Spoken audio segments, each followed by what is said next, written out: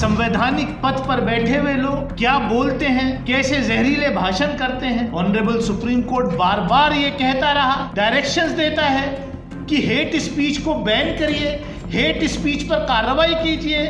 सरकार को कहा, डिस्ट्रिक्ट अथॉरिटी को डायरेक्शन दिए, लेकिन क्या किसी हेट स्पीकर के ऊपर कोई कार्रवाई हुई? जब संवैधानिक पद पर बैठा हुआ व्यक्ति, जब सरकार जिनकी जिम्मेदारी है लॉ एंड ऑर्डर मेंटेन करने की, जिनकी जिम्मेदारी है जनता को सुरक्षा प्रदान करने की, जब वो हथियारों के खजाने लुटने दें, एजेंडा 2024 का सामने आ गया है। इस देश के गृह मंत्री, प्रधानमंत्री को पता नहीं चला।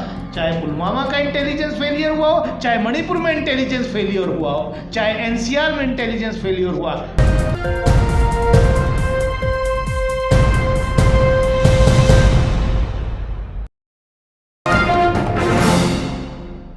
मैं सतपाल मलिक साहब के और आपके बीच में दीवार नहीं बनना चाहता। मैं सिर्फ इतना ही कहूँगा कि जो यहाँ प्रस्ताव लाए गए उनका मैं पूरी तरीके से समर्थन करता हूँ, और मैं कोई सिक्योरिटी एक्सपर्ट तो नहीं हूँ, लेकिन हाँ इतना ज़रूर है, पिछले 4 साल में पार्लियामेंट के लोकसभा के मेंबर के रूप में जो मैं डिफेंस कमेटी का, स्टैंडिंग कमेटी ऑन डिफेंस का जो मेंबर हूँ, तो कुछ सीखने को ज़रूर मिला। लेकिन मेरे भाई कई इससे पहले कह रहे थे कि पार्लियामेंट में आपको ये सवाल उठाना चाहिए, ये पूछना चाहिए। साहब 2014 के बाद पार्लियामेंट नहीं रह गया, हर चीज़ सीक्रेट हो गई है।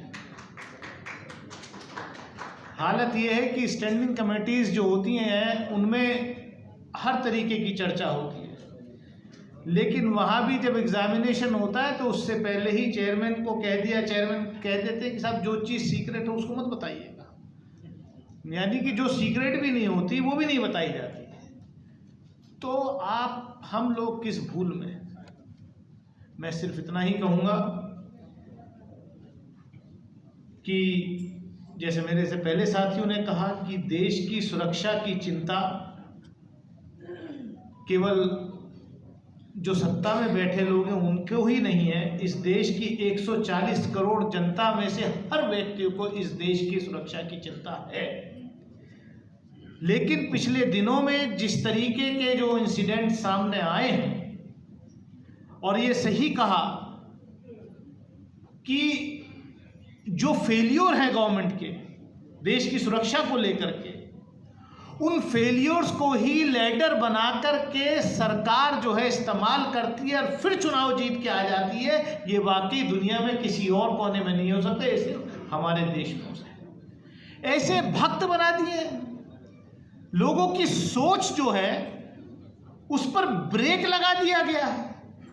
नफरत की खेती जो पिछले कुछ वर्षों में हुई है, उस खेती के फल, जहरीले फल, उपज जो है अब देखने को मिल रही है।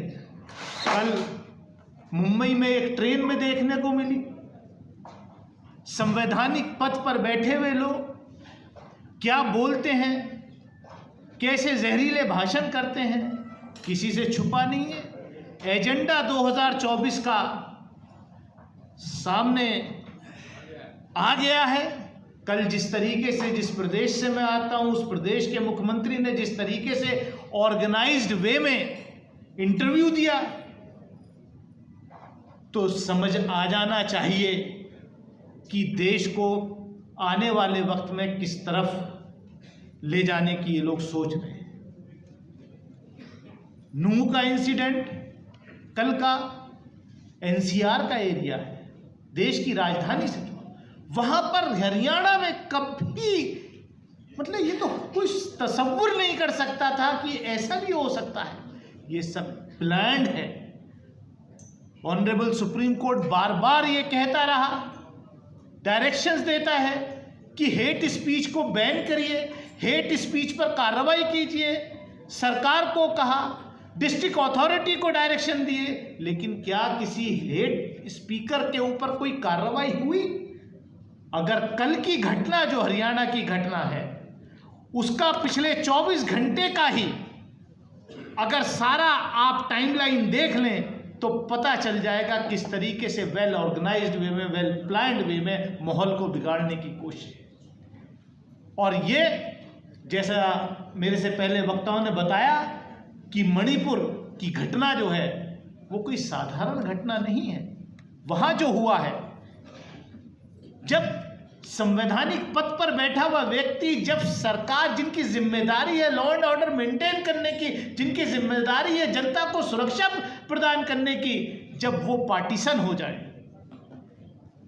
जब वो हथियारों के खजाने लुटने दें, तो मणिपुर ही होगा। मैं ज्यादा कुछ ना कहते हुए मैं इतना ही कहूंगा कि मलिक साहब, आपने ये दुस्साहस किया है, आपने देश को बताने की जरूरत की है।